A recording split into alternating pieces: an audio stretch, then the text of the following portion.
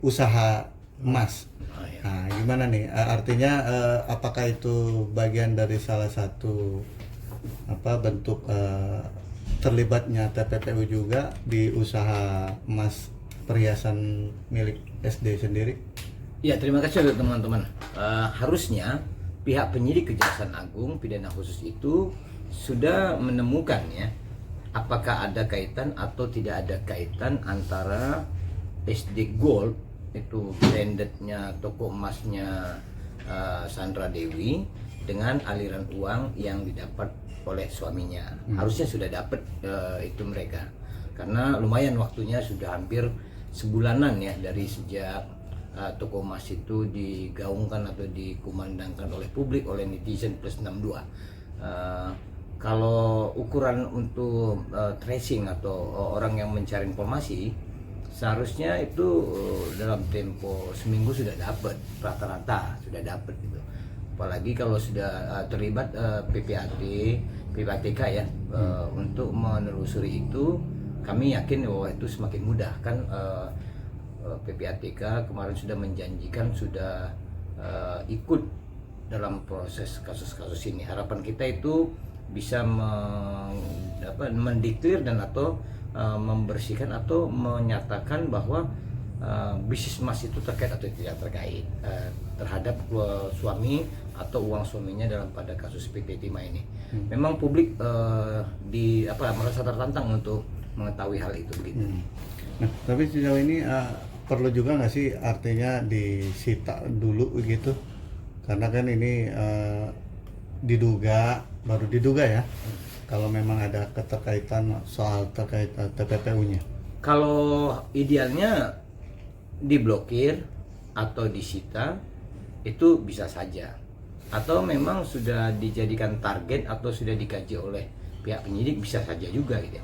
Tapi kalau sekarang sebaiknya memang pihak Kejaksaan Agung mempublikasi sudah seperti apa mereka terkait dengan toko emas itu atau bisnis emasnya, atau terkait dengan itu pesawat jet itu, karena sudah mulai terlihat bantahan-bantahan dari pihak Sandra Dewi sendiri gitu ya. Kalau memang mereka menyebut hal yang berbeda dari fakta-fakta atau yang disajikan mereka selama ini kepada publik melalui media sosialnya, tentu penyidik harus bisa memberikan data atau informasi terbaru terkait perbedaan itu. Nah, kalau seumpamanya ternyata usaha emas atau bisnis emasnya ini terkait dengan adanya pemecahan perjanjian pranikah, gimana tuh Bang? Kalau kita perhatikan ya, kami juga bingung kok perjanjian pranikahnya ada diucapkan saat ini. Kami masih tidak yakin terhadap hal itu. Nah, tetapi kalaupun memang itu ada, baik juga nanti bagaimana dipertontonkan perjanjian pranikah itu. Ya, kalau memang itu ada, dan kita harapkan agar perjanjian pranikah itu bersifat akta juga, bukan bersifat akta di bawah tangan ya, atau tidak tercatat gitu di pejabat berwenang. Harapan kita itu. Tapi kalau memang itu dikumandangkan kemudian disajikan menjadi seperti bagian dari perjanjian pranikah, apa iya Sandra Dewi dulu sudah punya bisnis emas sebelum nikah? Kan gitu ya. Itu mungkin bisa di tracing atau dilihat nanti ya atau tidaknya begitu.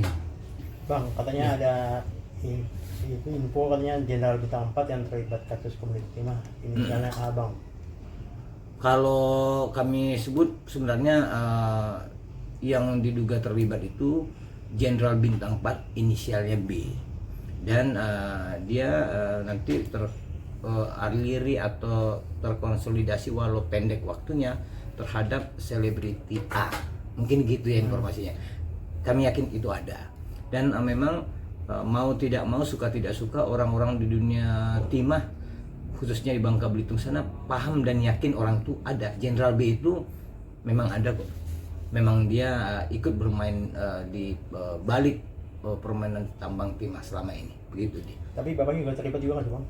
Kalau kami perhatikan bahwa si B ini yang lebih dominan untuk menggerakkan, karena sejak dia masih aktif sampai dia pensiun itu dia memang pelaku atau katakanlah dalam tanda kutip intelektual dader, bagaimana timah-timah hitam ini bisa keluar dari perut atau bumi Bangka Belitung dengan aman, nyaman, tidak ada gangguan, sehingga menjadi seperti produk timah yang putih bersih saja. Padahal sesungguhnya si B ini perlu yang menurut saya, hemat kami, ditangkap atau diperiksa oleh pihak Kejaksaan Agung. Orang ini jahat. Thank you.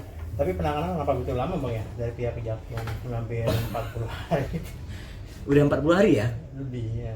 Harusnya memang pihak Kejaksaan Agung lebih cair lagi mempublikasikan apa-apa yang sudah mereka sajikan, udah mereka sentuh, udah mereka kerjakan kinerjanya, supaya pertanyaan publik tidak ada terkait dengan ada nggak atau tidak ada kerja mereka.